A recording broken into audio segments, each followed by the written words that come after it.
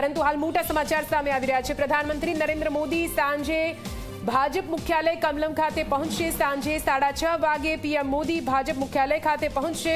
ભાજપ કાર્યકરોને સંબોધન કરશે પીએમ મોદી। બિલકુલ નિધિ, પ્રધાનમંત્રી નરેન્દ્ર મોદી ભાજપ મુખ્યાલય પહોંચશે, કારણ કે આજે તો બીજેપીના દરેક કાર્યકર્તાઓથી માંડી તમામ નેતાઓમાં પણ ખુશી છે। ત્યારે સાંજે 6:30 વાગે પીએમ મોદી ભાજપ મુખ્યાલય પહોંચશે। ભાજપ કાર્યકર્તાઓને પીએમ મોદી સંબોધન કરશે। આજે 6:30 વાગે પ્રધાનમંત્રી નરેન્દ્ર મોદી ભાજપ મુખ્યાલય ખાતે પહોંચશે અને તમામ કાર્યકર્તાઓને સાંજે મુખ્યાલય ખાતે સંબોધન કરશે।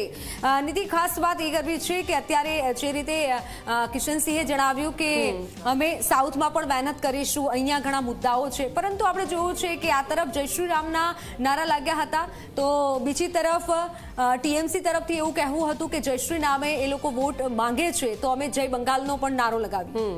એટલે અહીંયા બંગાળ અસ્મિતા વિરુદ્ધ ધર્મની વાત કરવામાં આવી હતી, પરંતુ હવે સીધી રીતે સ્પષ્ટ સંદેશ બંગાળની જનતાએ પણ આપ્યો છે। જે રીતે આંકડા સામે આવી રહ્યા છે, પશ્ચિમ બંગાળમાં 293 માંથી 165 બેઠક પર ભારતીય જનતા પાર્ટી આગળ ચાલી રહી છે, જે 2021માં માત્ર 77 બેઠકમાં સમેટાઈ ગઈ હતી। આ તરફ ટીએમસી જે સત્તામાં હતી તે અત્યારે 122 બેઠક પર આગળ ચાલી રહી છે। એટલે સત્તા સીધી રીતે અત્યારે બીજેપીના ખાતામાં જતી હોય